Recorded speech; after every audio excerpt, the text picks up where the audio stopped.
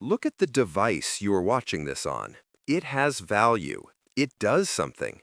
Look at the food in your fridge. It keeps you alive. It has value. Now, look at the paper in your wallet. Or better yet, look at the digits in your bank app. What are they? They are not gold. They are not grain. They are not land. Technically speaking, they are nothing. They are a promise, a collective hallucination that we all agree to believe in simply because everyone else believes in it too. We call this the economy.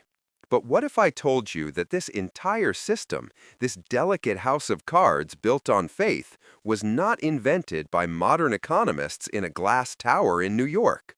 It was invented over 1,000 years ago, in the East.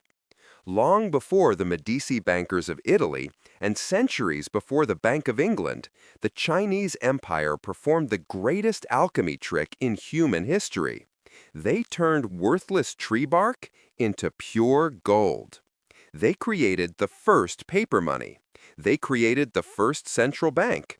And, inevitably, they created the first catastrophic financial collapse. They wrote the script that our modern world is following right now, line by line. And if you look closely at how their story ended, you might start to worry about how ours is going to end. This is the untold story of the invention of money and the trap that came with it. Understand the solution, we first have to understand the torture of the problem.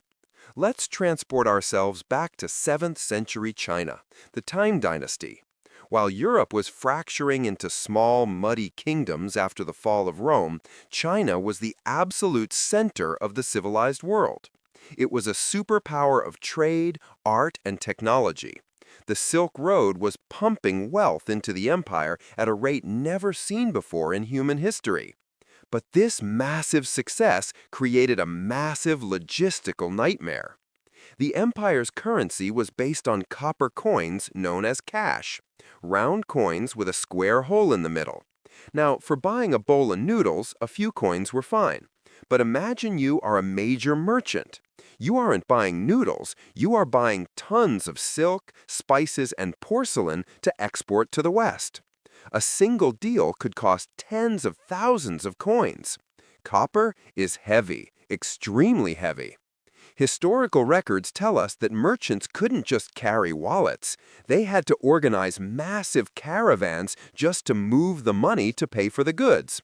If you wanted to move the equivalent of a few $1,000s today, you needed an ox cart. If you wanted to do a major business deal, you needed a fleet of wagons and a private army to protect them from bandits. The money itself became a burden. The friction of trade was too high. The economy was physically choking on its own currency. Merchants were exhausted. The system was breaking. And usually when a system breaks, the government steps in. But in this case, the government was too slow. So the free market did what it always does. It improvised. The revolution started in Sichuan, a province known for its innovation and independence. Merchants there were tired of hauling tons of metal over the mountains, so they made a handshake deal with the most trusted families in the city, the owners of deposit shops. The concept was radical but simple. You leave your heavy copper coins in the shop's vault. The shopkeeper gives you a piece of paper, a receipt, a specialized note called a Jiaozi. This paper had a simple promise written on it. The bearer of this note can exchange it for 1,000 copper coins. At first, it was just a receipt. But then, human psychology took over. Merchants realized something. If I have this paper, and you trust the shopkeeper, and I trust the shopkeeper, why do I need to go back and get the heavy coins? Why don't I just give you the paper? It worked. Suddenly, a merchant could carry the value of 1,000 heavy coins in his shirt pocket. He could travel across the province without an ox cart. He could do business at the speed of thought. The Chinese poets of the time saw this phenomenon and gave it a beautiful, almost mystical name, Fei Qian, flying cash. Because for the first time in history, value had been liberated from the physical world. It could fly, it was efficient, it was brilliant. It was the birth of modern liquidity. But there was a dark side to this invention, a flaw that was invisible at first, but would eventually grow to swallow the empire whole. The merchants had proven that money is just trust, and the problem with trust is that it can be hijacked. By the year 1024 AD, during the Song Dynasty, the government looked at this private system and realized something terrifyingly powerful. They realized that if you control the paper, you control the godlike power to create value out of nothing. Why should private merchants have this power? The state wanted it. So, in 1024, the Song government officially banned private notes and took over the industry. They established the world's first government-run banknote factory. This was the birth of the first true fiat currency. Fiat is Latin for "let it be done," value by decree. At first, the bureaucrats were disciplined. They kept a reserve. For every piece of paper they printed, they kept a certain amount of copper and silver in the vault. The ratio was roughly 30%. It was a fractional reserve system, centuries before European bankers even learned to count. This new money fueled a golden age. The Song dynasty became the richest economy on earth. They built massive canals, funded armies, and supported a population of over 100 million people. Everything was perfect. Until the war came. From the north, the Mongols were rising. The drums of war began to beat. Genghis Khan, and later his grandson Kublai Khan. War is the most expensive thing a nation can do. You need to pay soldiers, you need to buy armor, you need to feed horses. The Song dynasty ran out of copper. They ran out of silver. But they had the printing blocks, and they had plenty of paper. So, faced with the choice between losing the war or breaking their financial discipline, they chose to print. When the Mongols eventually conquered China and established the Yuan dynasty, Kublai Khan didn't destroy the paper money system. He fell in love with it. He saw it as the ultimate tool of control. When the famous Italian explorer Marco Polo arrived at Kublai Khan's court, he was absolutely dumbfounded. He wrote in his journals with a mix of horror and awe. He said, "The emperor causes the bark of mulberry trees to be cut into pieces, and he stamps them with his seal. And with these pieces of paper, he can buy all the gold and pearls in the empire. It is as if he has the secret of alchemy."